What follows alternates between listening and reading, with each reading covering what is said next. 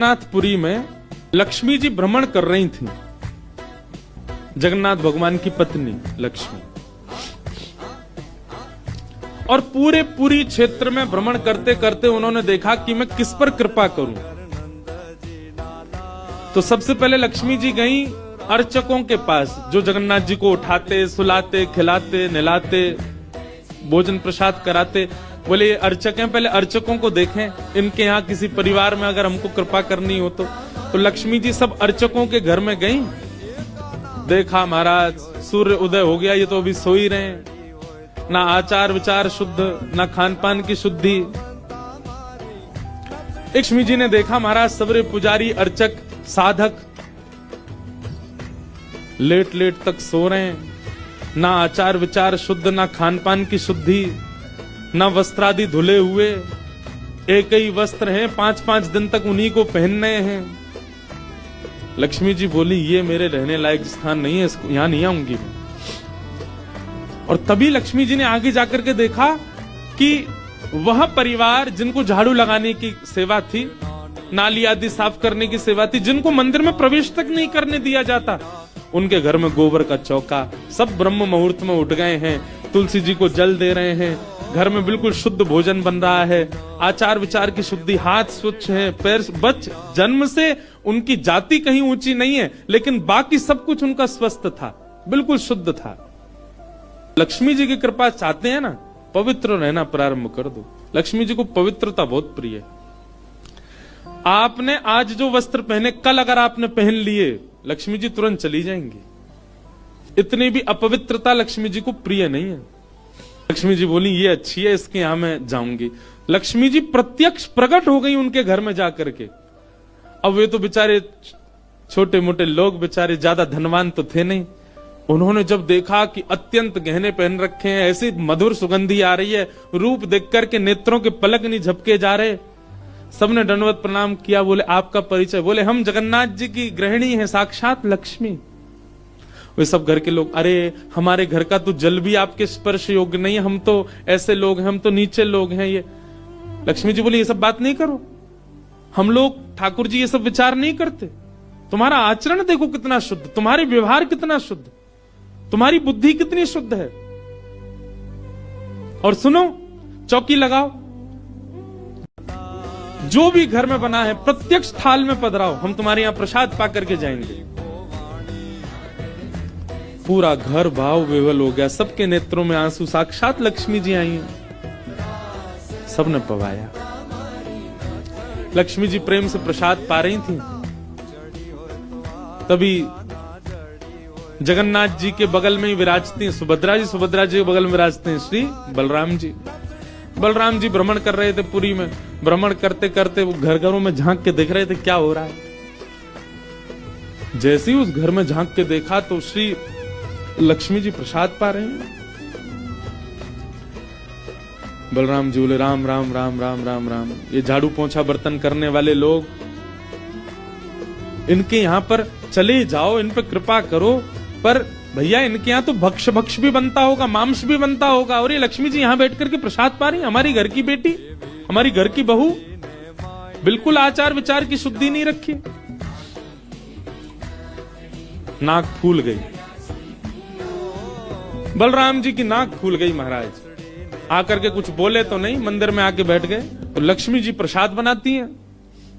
जैसे ही भोग रखा गया जगन्नाथ जी के आगे, बलभद्र सुभद्रा जी तुरंत हाथ पांव धो के बैठ गए।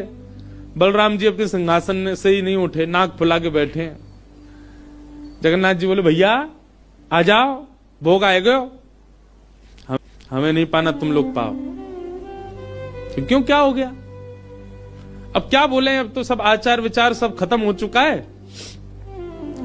परमात्मा होते हुए भी हमारे यहां आचार विचार नहीं चल रहा है, तो फिर इंसान क्या आचार विचार का पालन करेगा? जगन्नाथ जी बोले भाई कोई बात पे बुरा मान गए जे, तो इनसे बात करें।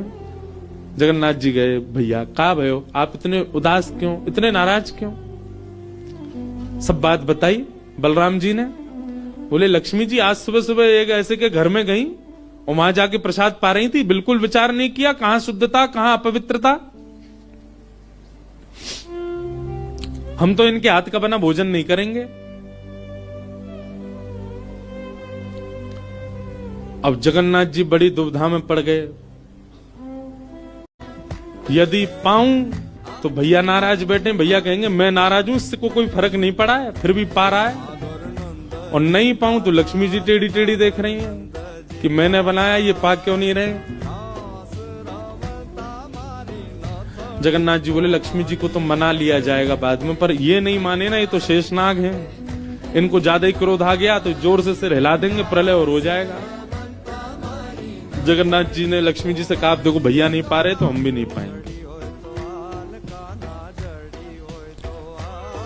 लक्ष्मी जी बोले कोई बात नहीं।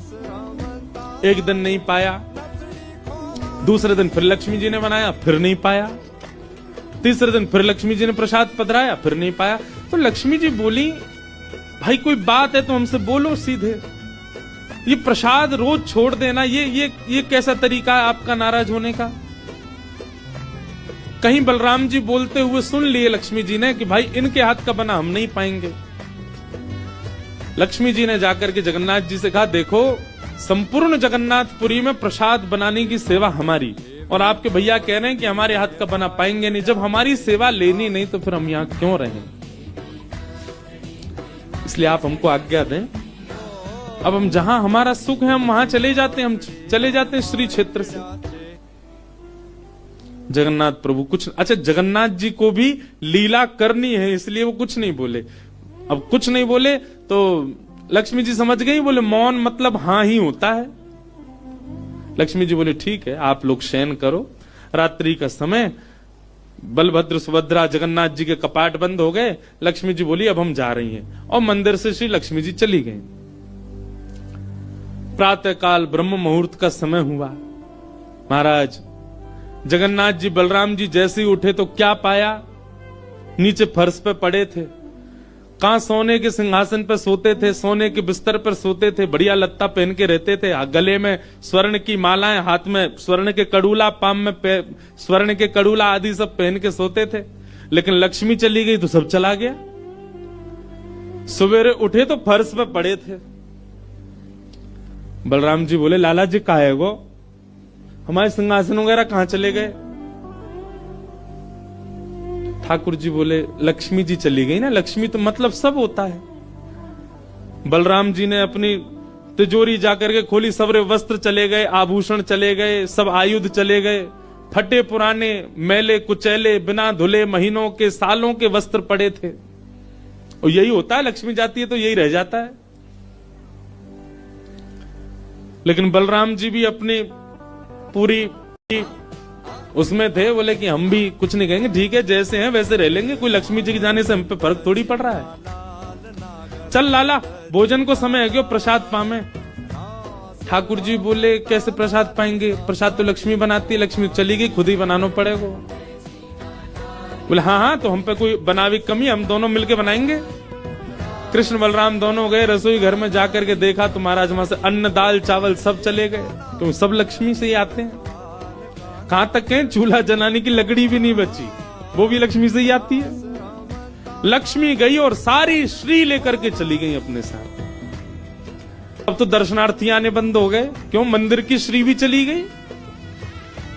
जगन्नाथ जी और बलराम जी चुपचाप बैठे अपने सिंहासन पे, भूखे प्यासे बेचारे, आंख बाहर निकल आई।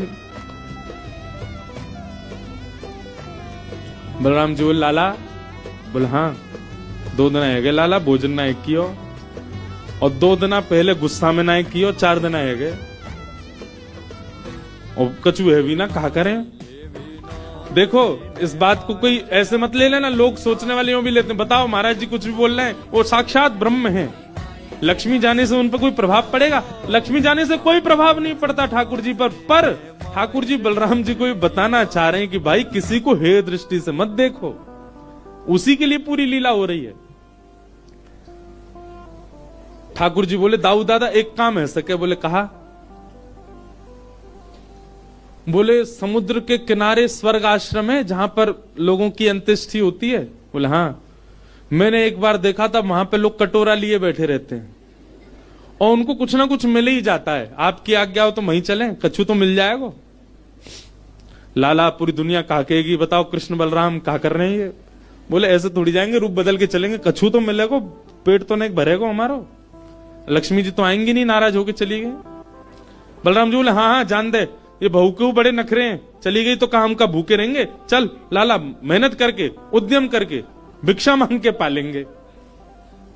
और श्री कृष्ण बलराम दोनों छोटे से बालक का रूप धारण करके गए और स्वर्ग आश्रम के बाहर कटोरा लेके बैठ गए, कोई कुछ तो दे जाएगा। ठाकुर जी और बलराम जी अपनी झोली फैला के जय जगन्नाथ जय जगन्नाथ, मैया तेरा भला हो कुछ दो। और कोई कुछ नहीं थे। एक ने तो डांट दिया, बोले हे छोटे बालकों क्या करते हो, विद्यालय जाया करो, पढ़ाई लिखाई किया करो, क्या बचपन में आके बैठ गए हो यहाँ पे। बलराम जी बोले लाला ही तो बहुत डांट रही है। ठाकुर जी मनी मन कहें और कर लो अपमान लक्ष्मी जी का। इतने में ही एक महात्मा आए, उन पर धन तो था नहीं, उनके पास में बस मूड़ी थी। महात्मा जी के पास भेल थी, भेल। ठाकुर जी ऐसे झोली फैला के बैठे, बलराम जी भी। तो महात्मा जी ने क्या किया, ऐसे करके लो बच्चों लो पालो, पेट भर लो। बलराम जी बोले लाला एक समय को भोजन तो मिल ही गया। ठाकुर जी बलराम जी दोनों खुश हुए। लक्ष्मी जी ने दूर से देखा, ए पवन देव जोर से बहना प्रारंभ करो।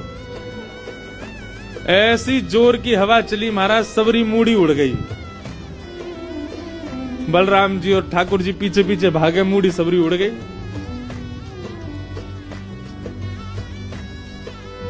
बलराम जी बोले लाला ये क्या हो गया। बोले भैया हम संकोच में कुछ कहते नहीं, आप बड़े भैया हो, पर हम एक बात कहें, ये लक्ष्मी के बिना सब हाल हो रहा है हमारा। ठीक है बहू है, आपने समझा देते, आप भी बिल्कुल नाक फुला के बैठ गए, गुस्सा है के बैठ गए, चली गई बेचारी। यदि वे प्रसन्न हो जाए तो फिर सब ठीक है जाएगा। अरे ना बेटा कोई बात नहीं, हम तो क्षमा मांग लेंगे, तेने पहले क्यों ना कही मोते।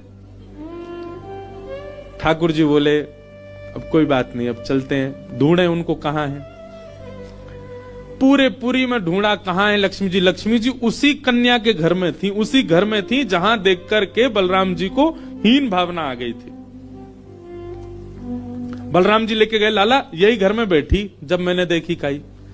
वहां जाकर के देखा तो महाराज उस घर में बिल्कुल जैसे मंदिर की रौनक होती है, ऐसी रौनक उस घर की हो रही थी। फर्श लगे हुए हैं, बढ़िया सोने चांदी के बर्तन रखे हैं, एक जगमगा रहा है मणियों से पूरा घर भवन।